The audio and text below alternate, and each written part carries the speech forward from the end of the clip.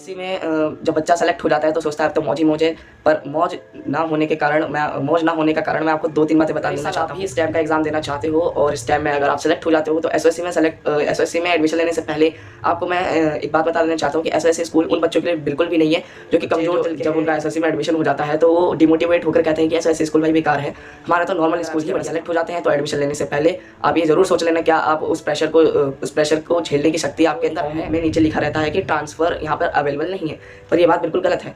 दोस्तों आज की डेट में एसएससी में एडमिशन लेना पढ़ना हर बच्चे का, हर पेरेंट्स का सपना भले हो चुका है, लेकिन क्या एसएससी आपके लिए सही है? क्या एसएससी में आपको एडमिशन लेना चाहिए?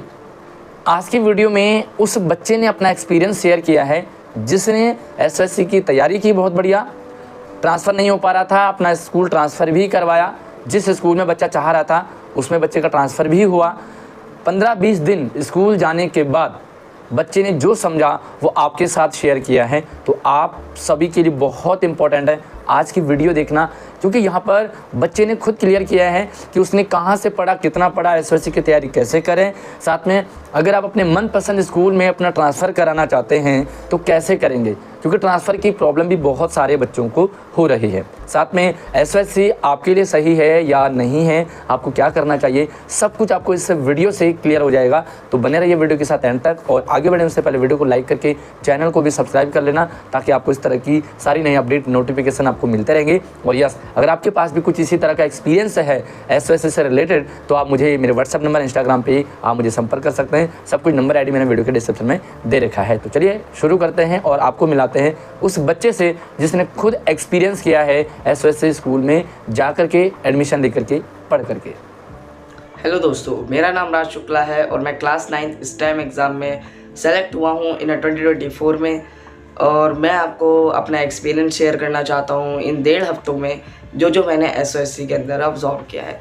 सबसे पहली बात, मेरा जो अलॉटेड स्कूल था वो गौतमपुरी का था। मैंने अपना ट्रांसफ़र करवा के गांधीनगर में एडमिशन कराया है। तो मैं आपको वीडियो के लास्ट में ये भी बताऊँगा कि ट्रांसफ़र का प्रोसेसर क्या रहता है, मतलब प्रोसेस क्या रहता है, आपका ट्रांसफ़र किसी स्कूल में कैसे हो सकता है, जो कि आप जिस स्कूल में आपको जाना है, मतलब जो स्कूल आपके सबसे पास पड़ता है।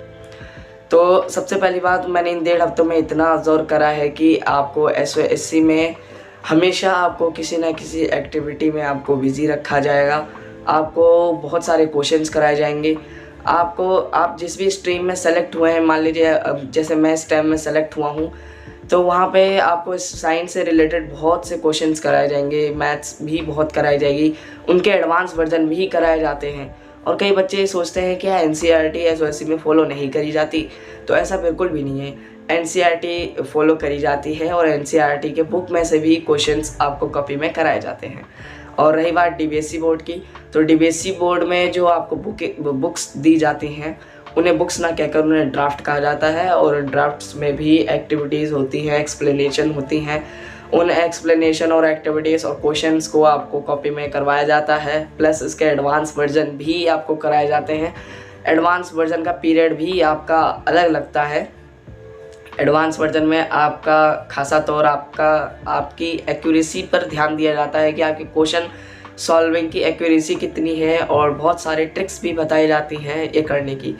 एसओएससी में जब बच्चा सेलेक्ट हो जाता है तो सोचता है अब तो मौज ही मौज है, पर मौज ना होने का कारण मैं आपको 2-3 बातें बता देना चाहता हूँ कि वहाँ पे मौज तो बिल्कुल भी नहीं है, क्योंकि आपको वहाँ पे काम ही इतना कराया जाता है कि आपको पूरे दिन में अपना सेल्फ स्टडी का समय नहीं मिल पाएगा। आपको सेल्फ स्टडी करने का समय निकालना पड़ेगा।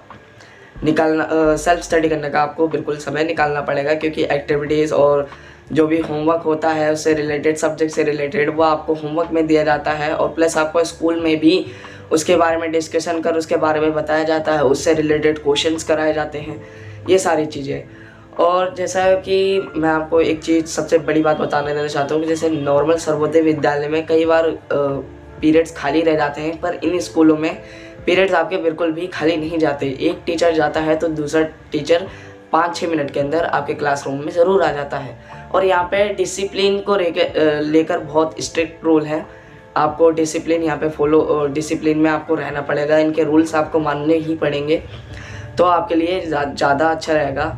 अगर इस साल आप भी स्टेम का एग्ज़ाम देना चाहते हो और स्टेम में अगर आप सेलेक्ट हो जाते हो तो एसओएससी में एडमिशन लेने से पहले आपको मैं एक बात बता देना चाहता हूँ कि एसओएससी स्कूल उन बच्चों के लिए बिल्कुल भी नहीं है जो कि कमज़ोर दिल के हैं या फिर जो मेहनत या संघर्ष करने में थोड़ा अपना जी मचलते हैं, यानी थोड़ा पीछे हटते हैं अपना मेहनत करने से। तो ये स्कूल उन बच्चों को बिल्कुल ख़राब लगेगा, क्योंकि यहाँ पे मेहनत बहुत कराई जाती है और बच्चों को सेल्फ स्टडी करने का समय नहीं मिल पाता, जो कि मैं आपको शुरुआत से कह रहा हूँ, अभी भी मैंने आपको कहा है। और इन 1.5 हफ्तों में 2-3 पीरियड मैंने ऐसे देखे हैं जो कि नॉर्मल सर्वोदय विद्यालय में नहीं लगते। एग्ज़ाम्पल आपका एक EMDD का है। EMDD एक सब्जेक्ट है जो कि आपको करवाया जाता है एसओएससी स्कूल में, और एक फॉरेन लैंग्वेज भी आपको सिखाई जाती है। हमारे स्कूल में जो फॉरेन लैंग्वेज है वो है जर्मन, वो जो कि वीक में सिर्फ 2 बार लगता है और इन 2 दिनों में आपको जर्मन लैंग्वेज बताई जाती है। और रही बात, यहाँ पे कंपटीशन लेवल बहुत हाई है। यहाँ पे मतलब बच्चे आपको आपके लेवल के ही मिलेंगे या फिर कहें आपके लेवल से भी थोड़ा हट के मिलेंगे, जो कि आपसे सोच थोड़ी अलग रखते हैं, क्वेश्चंस करने की एबिलिटी अलग रखते हैं, उनकी एक्यूरेसी भी कई बार आपसे ज़्यादा हो सकती है किसी क्वेश्चंस को करने में। तो आपको उनसे बिल्कुल नहीं डरना हो, बल्कि उनसे आपको डट के सामना करना है। और बच्चे यहीं पे डर जाते हैं उन बच्चों से जो कि जिनकी एक्यूरेसी हाई होती है, क्वेश्चंस करने की सॉल्विंग टेक्निक्स बहुत हाई होती हैं। वो बच्चे उन बच्चे से डिमोटिवेट हो जाते हैं, मोटिवेट ना होकर। यही बात है कि कई बच्चे जो जब उनका एसएससी में एडमिशन हो जाता है तो वो डिमोटिवेट होकर कहते हैं कि एसएससी स्कूल भाई बेकार है, हमारा तो नॉर्मल स्कूल ही बढ़िया था। और रही बात, मैं इस चैनल से क्लास 7th के एंड में जुड़ा था जब एनुअल एग्ज़ाम हो गए थे तब। यहाँ पे मैं जुड़ने के बाद मैंने बहुत सारी चीज़ें सर्च करी कि क्या NCERT से ही सिलेबस आता है स्टेम के अंदर। तो हाँ, NCERT के अलावा और कहीं से भी कुछ उठकर नहीं आता है, इतना मैं आपको कह सकता हूँ। 1-2 क्वेश्चंस भले ही हों, बिल्कुल 1-2 क्वेश्चन जो कि NCERT से थोड़ा सा हटकर या फिर NCERT से रिलेटेड कॉन्सेप्ट से ही आता है, और बाकी किसी और बुक से नहीं आता है। मैं कहता हूँ किसी भी बुक से, मार्केट से आपको किसी भी बुक को परचेस करने की ज़रूरत नहीं है। आपको NCERT बस 2 से 3 बार या 3-4 बार आपको पूरी ख़त्म कर डालनी है अच्छे से, तो आपका सिलेक्शन पक्का हो जाएगा स्टेम में। और अगर आप स्टेम में सेलेक्ट हो जाते हैं तो एडमिशन लेने से पहले आप ये ज़रूर सोच लेना क्या आप उस प्रेशर को झेलने की शक्ति आपके अंदर है। अगर है तो आप ज़रूर एडमिशन कराइए। और वीडियो के लास्ट में मैंने कहा था कि आपको जो ट्रांसफ़र का प्रोसेसर है वो कैसे होता है। तो सबसे पहली बात, आपको जब भी आपका सिलेक्शन हो जाता है तो एक फॉर्म में नीचे लिखा रहता है कि ट्रांसफ़र यहाँ पर अवेलेबल नहीं है, पर ये बात बिल्कुल गलत है। जब आप स्कूल में जब जाओगे तो वहाँ पे आपका ट्रांसफ़र के लिए पहले पूछ लिया जाता है, या फिर आप पूछ सकते हैं कि मुझे ट्रांसफ़र कराना है। तो वहाँ पे आपको एक एप्लीकेशन लिखवा दी जाती है कि आपको मुझे इस स्कूल से इस स्कूल में जाना है। आपको रीज़न लिखना पड़ता है कि मुझे किस रीज़न से मैं इस स्कूल में जाना चाहता हूँ। अगर आपके मार्क्स उन बच्चों से ज़्यादा होंगे, ट्रांसफ़र वाले जितने भी, मतलब एक जगह से बहुत सारे बच्चे ट्रांसफ़र का केस आता है, तो उन ट्रांसफ़र वाले बच्चों के अंदर अगर आपके कई बच्चों से मार्क्स ज़्यादा आए होंगे इस टाइम के अंदर, तो ही आपको उस स्कूल में सीट अलॉट करी जाएगी, नहीं तो आपको सीट नहीं मिलेगी, क्योंकि आपका मार्क्स वहाँ पर